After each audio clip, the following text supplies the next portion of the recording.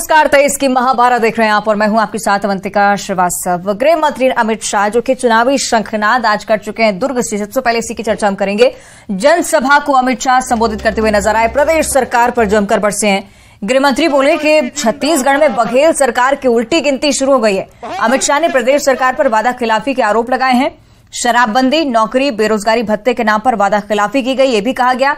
और इस दौरान गृह मंत्री पूर्व मुख्यमंत्री रमन सिंह की तारीफ करते दिखे। कहा कि उनके समय में तेंदुपत्ता का रेट और पैसे मिल जाते थे, लेकिन अब आदिवासियों का 500 करोड़ रुपए बकाया है। गृह मंत्री अमित शाह ने प्रदेश सरकार पर घोटालों के गंभीर आरोप लगाए। स्वागत है भाई, स्वागत है। जो जनसागर उमड़ा है, मैं मुख्यमंत्री छत्तीसगढ़ को कहना चाहता हूं कि आपके शासन की उल्टी गिनती शुरू हो चुकी है। ये सरकार वादा खिलाफी करने वाली सरकार। उन्होंने शराबबंदी की घोषणा की थी, शराब की होम डिलीवरी चालू कर दी। युवाओं, आपको 10 लाख नौकरी देने का वादा किया था, मिला है भैया किसी को? अरे मिला है क्या? बेरोजगारी भत्ता 2500 रुपया दिया देना था, मिला है? जोर से बोलो, मिला है? स्वसहायता जुटों का कर्ज माफ करना था, नहीं किया। रेडी टू ईट बनाने वाली 22,000 बहनों की नौकरी चली गई। बुजुर्ग माताओं को वृद्धा पेंशन अब नहीं पहुंच रहा है समय पर। हमारे चावल वाले बाबा रमन सिंह जी जब मुख्यमंत्री थे, तेंदुपत्ता का रेट और पैसा दोनों मिल जाता था। आज लगभग तेंदुपत्ता का 500 करोड़ रुपया गरीब आदिवासियों का। सरकार ने ढेर सारे घोटाले किए।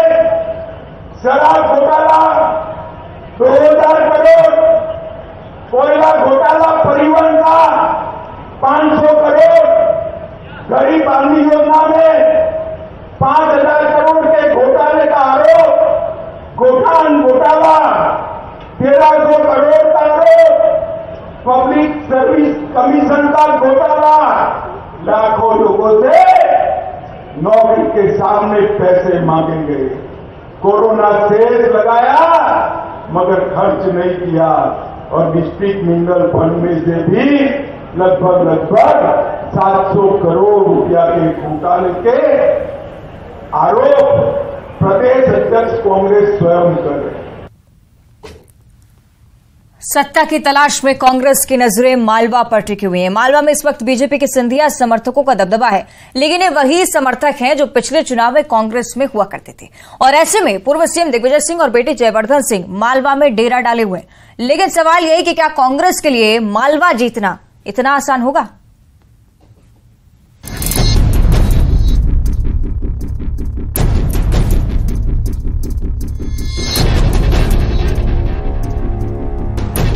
मालवा के रास्ते, सत्ता की तलाश, बीजेपी कांग्रेस को आस, कौन बनाएगा इतिहास?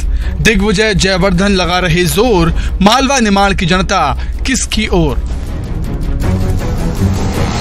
पिछले आंकड़े गवाह हैं कि जो मालवा जीते वो सत्ता की कुर्सी से दूर नहीं रहते। 2013 में बीजेपी ने 56 सीट जीतकर सत्ता में बनी रही। 2018 में हालात बदले और कांग्रेस को मालवा से 36 सीटें मिली। कांग्रेस सत्ता की कुर्सी पर विराजमान हुई। इस बार फिर कांग्रेस मालवा फतह की तैयारी में है। पूर्व सीएम दिग्विजय सिंह और उनके बेटे जयवर्धन सिंह के दिमाग में सिंधिया समर्थक वाली सीटें हैं, जहां से जीत का पताका लहराना चाहती है कांग्रेस। इसलिए तो दोनों मालवा के क्षेत्र में डेरा डाले हुए हैं।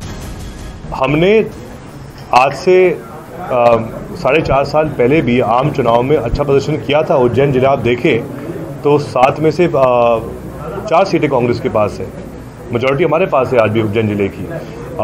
इंदौर में भी जो ग्रामीण पट्टी से हमारा अच्छा परफॉर्मेंस हुआ था।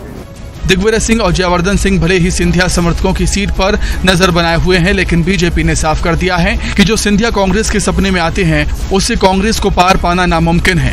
कांग्रेस बनी हुई सरकार तो संभाल नहीं पाई, भला सरकार क्या ही बना पाएगी। ये मेरे योद्धा खड़े हैं भारतीय जनता पार्टी का। इन्हीं के दम पे चुनाव लड़ा था, अभी फिर लड़ूंगा। सारे रिकॉर्ड भारतीय जनता पार्टी सांवेर में तोड़ेगी। मैंने कहा ना कि पूरी कांग्रेस को हमारे देश के केंद्रीय मंत्री ज्योतिरादित्य सिंधिया जी सपने में आते हैं, उठते जागते दिखते हैं कि नहीं। सांवेर में मैं दिखता हूँ और मैंने पूरी भारतीय जनता पार्टी उनको दिखती है। भारतीय जनता पार्टी का खौफ, वो उन्होंने कुछ किया नहीं। आप जानते लाडली बहना कभी सपने में सोच सकते, उन्होंने नहीं सोचा। इतने वर्षों तक उन्होंने बेटी और बेटे की बात नहीं की। आज लाडली बहना का जीवन स्तर एक समाज की दृष्टि से, एक आर्थिक दृष्टि से, आत्मविश्वास की दृष्टि से, उन्होंने तो बोलते हैं हमने तो करके दिखा दिया। 10 जून को पैसा डाल दिया। ये तो दोनों ही पार्टियों के दावे हैं, लेकिन अब सवाल ये है कि दिग्विजय और जयवर्धन जिस सिंधिया समर्थक वाली सीट पर नजरें बनाए हुए हैं, क्या वो सीट कांग्रेस सिंधिया से छीन पाएगी? मालवा जीतने में कौन कामयाब होगा और कौन मालवा के रास्ते सत्ता की कुर्सी पर विराजमान होगा? न्यूज़ 18 के लिए इंदौर से अरुण कुमार त्रिवेदी की रिपोर्ट। और मध्य प्रदेश में आने वाले विधानसभा चुनाव को लेकर दोनों दलों की नजरें महिला वोटर्स को साधने पर है। कांग्रेस बीजेपी की लाडली बहना के कार्ड के तौर पर नारी सम्मान योजना लेकर आई और उसमें 1500 रुपए महीना और 500 रुपए में गैस सिलेंडर देने का वादा किया, लेकिन बीजेपी इसे फर्जीवाड़ा बता रही है।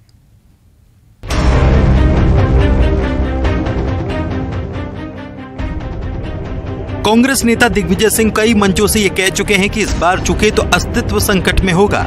यही वजह है कि कांग्रेस सत्ता में वापसी के वास्ते एड़ी चोटी का जोर लगा रही है। किसानों को साधने के लिए पार्टी एक बार फिर से कर्ज माफी का वादा कर रही है, तो गरीबों के लिए 100 यूनिट फ्री बिजली और 200 यूनिट में बिजली हाफ की बात कर रही है। इसके साथ बीजेपी की लाडली बहना योजना की कार्ड के रूप में कांग्रेस नारी सम्मान योजना लागू करने की बात कहती है। कांग्रेस ये भी बोलती है कि लाडली बहना योजना में तो टर्म्स और कंडीशन है, लेकिन हमारी योजना सबके लिए होगी। खास बात यह कि कांग्रेस का दावा है कि उनका टारगेट नारी सम्मान योजना के 1 करोड़ फॉर्म भराने का था और अब तक आधे से ज्यादा लक्ष्य पूरा हो चुका है। देखिए, मध्य प्रदेश के अंदर घोषणा भी मुख्यमंत्री के रूप में प्रचारित आदरणीय शिवराज सिंह चौहान सत्ता में है। उन्हें 18 साल तक ये ध्यान ही नहीं आया कि बहनें भी कोई होती हैं और दूसरे लोग भी होते हैं। आज की तारीख में शिवराज को सपना आता है, सुबह उठते हैं, घोषणा कर देते हैं। उन्होंने घोषणाएं कर दी, लाडली बहना योजना के नाम पे 1000 रुपए देंगे। वास्तविकता ये, आज तक आपने क्या किया बहनों के लिए? कुछ नहीं किया ना। आदरणीय कमलनाथ जी ने कहा कि हम 1500 रुपए की लाभ देंगे और सभी को देंगे। भारतीय जनता पार्टी ने कंडीशन लगाई है, 23 साल की उम्र होगी, 60 साल की होगी, विधवा नहीं होगी, अनपढ़ होगी, ऐसी कंडीशन लगाई है। माताओं बहनों का अपमान है। कांग्रेस पार्टी के अध्यक्ष आदरणीय कमलनाथ जी ने खुले रूप में कहा है कि महिलाएं माने महिलाएं, हम सबका सम्मान करेंगे। नारी का सम्मान के नाम से कहा हुआ है और 1500 रुपए की राशि दी जाएगी। 500। लेकिन चिर प्रतिद्वंद्वी बीजेपी कांग्रेस को लगातार टारगेट कर रही है। गोविंद मालू कहते हैं कि नारी सम्मान योजना कांग्रेस का फर्जीवाड़ा है। सबने देखा कि कैसे नारी सम्मान योजना के फॉर्म में कचौरी और समोसे पैक हो रहे हैं। ये लोगों की निजी जानकारी के साथ खुली छेड़छाड़ है। देखिए, कांग्रेस हमेशा हर काम कागज पर पूरी खाना पूर्ति कर लेती है, उनके कार्यकर्ता भी यही काम करते हैं। ये फर्जीवाड़ा हमने देखे, पिछले दिनों हमने कई चित्र देखे, आपके वीडियो कहीं चलते हुए देखे उनके, कि वो नारी सम्मान के जो फॉर्म भरवाए गए थे उसमें लोगों की निजी जानकारियां उसमें थी और वो कचौरी समोसे बन रहे थे उसमें। ये इस तरह से कांग्रेस केवल और केवल भारतीय जनता पार्टी की नकल करना, कागज पर खाना पूर्ति करना, बड़े बड़े आंकड़े बताकर ये कहना कि हमने ये कर दिया। अगर ऐसा करती होती कांग्रेस तो कांग्रेस की हालत 400 से 52 पर नहीं जाती।